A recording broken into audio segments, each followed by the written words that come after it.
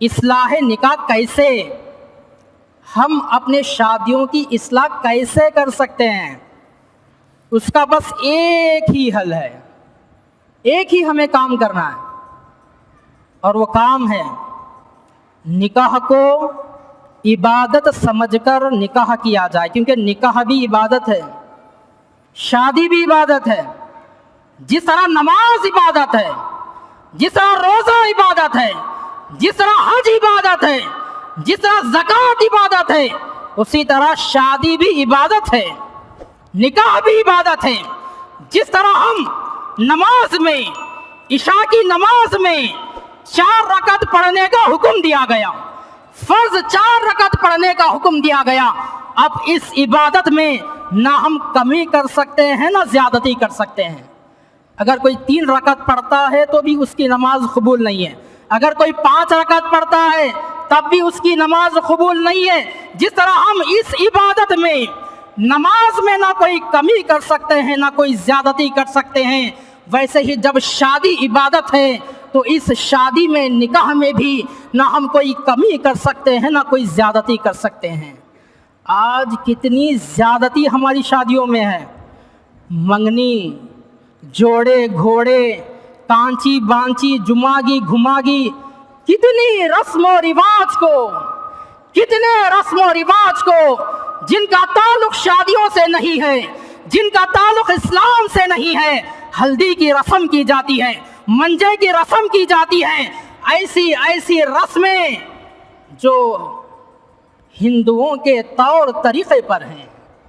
ہندو لوگ جو اپنی شادیوں میں رسم و رواج کرتے ہیں، بالکل وہی چیزیں آج ہم مسلمانوں کی شادیوں میں پائی جاتی ہیں۔ ہم اپنی شادیوں میں کسی بھی چیز کا اضافہ نہیں کر سکتے، کیونکہ یہ شادی عبادت ہے۔ امام ابن تیمیہ کا قول میں آپ کے سامنے پیش کرتا ہوں۔ امام ابن تیمیہ شیخ الاسلام ہیں، عبادت کی تعریف کرتے ہیں۔ عبادت کسے کہتے ہیں؟ امام ابن تیمیہ نے کہا العبادت ہی اسم جامع لکل ما یحبہ اللہ ویرضاہ من الاقوال والاعمال الباطنہ والظاہرہ۔ بہت ہی پیاری تعریف عبادت کی امام ابن تیمیہ نے کی ہے۔ کہا عبادت کسے کہتے ہیں؟ ہمارا ہر وہ عمل، ہمارا ہر وہ کام جس سے اللہ تعالیٰ خوش ہو جائے، اس کو عبادت کہا جاتا ہے۔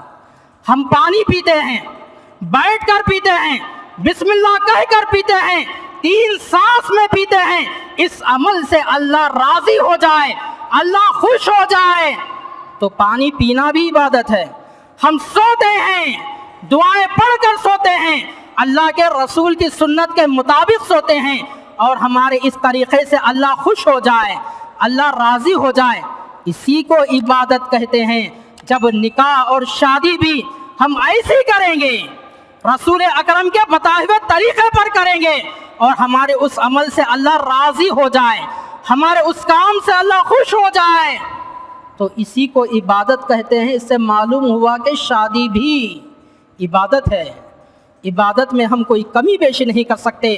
شریعت میں جو بتایا گیا ہے بالکل ویسے ہی ہمیں اپنی شادیاں کرنا چاہیے۔